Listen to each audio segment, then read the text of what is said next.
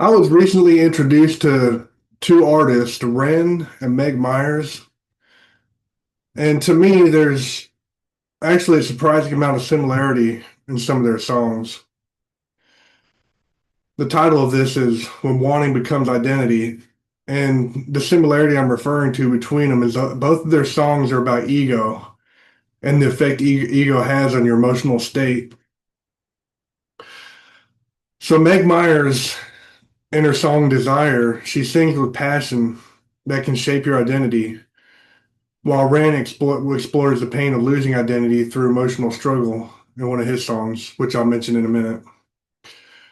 Both artists express a deep hunger for connection to shape life through others without losing themselves in the process. But at that level of intensity, you always leave a part of yourself with who you connect with, and they leave a part of themselves with you. In a way, their processing of their ego, how they process it through art, is actually they leave a part of their ego with you through that processing. Ren and Meg both sing about their egos as if they're suppressed selves, distinct yet deeply tied to who they are. Their egos have an identity within themselves that they want to be separate from, but yet they think that's who they are. So they're in a duality state. They expose toxic patterns of self-doubt and manipulative inner voices, but also hint at the potential for freedom and healing, similar to the ego death scene in Revolver. Though this is my personal speculation, it's not advice. None of this is advice or fact. This is all my opinion, my interpretation. Meg Myers makes me feel her emotional confusion and desperate need for clarity.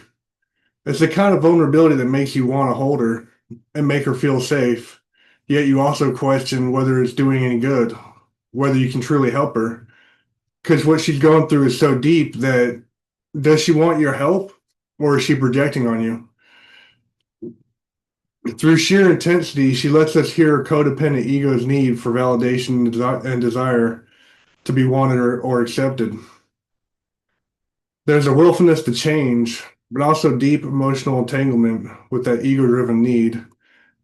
Now, I think her song is amazing, but like her need for her ego, there's so much to that really, like, if it was me, I would ask her if she wanted help. I wouldn't just offer it. If she was talking to me like in words rather than singing that song. That's just me. Ren's How to Be Me is equally powerful with a different philosophy. Like Meg, he expresses feelings of being misunderstood, disconnected, and shaped by pain.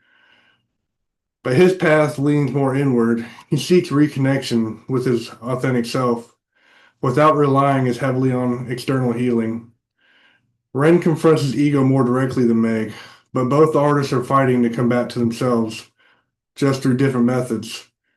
That's what really struck me about those two songs is they're two strong, insightful, deep people that just have this powerful need to be free of what they're feeling and also to feel things that they long for that they felt before that they don't feel anymore. Their songs explore want, anger, and vulnerability in deeply emotional ways. Meg sends a plea for direction from someone else. Ren sends a plea inward to his deepest psyche, begging to remember who he is. Both are willing to strip away the ego and drop the mask. When Meg says, I want to feel you in my bones, it's the moment where ego and desire fuse into a consuming vulnerability. She's so desperate for acceptance, relief, and passion that she's willing to dissolve into another person. Much like Daniel Bedingfield's Wrap My Words Around You, Daniel Bedingfield has that depth of character, but he knows it's dangerous to use. And he's offering to connect with someone, but he knows that he has more. Why is what I understand it that he has resilience that the person he's feeling that way towards might not. So he has to be careful. I believe that's a large part of the song. And that kind of intimacy that Daniel Bedingfield and Meg Myers they talk about is sacred, and it reminds me of how dangerous it can be to go past someone's innermost defenses. I don't think you should ever do that if you don't have good intentions. if someone has that kind of depth they're offering to open up to you with, and you're not feeling that, I think you should, well, in my personal opinion, you should not, if you want something from them, you shouldn't say something that's untrue because they're in a very vulnerable state. You can only do what's good for you. Don't say things that you're not prepared to do when somebody's in that state because it's dangerous. All right.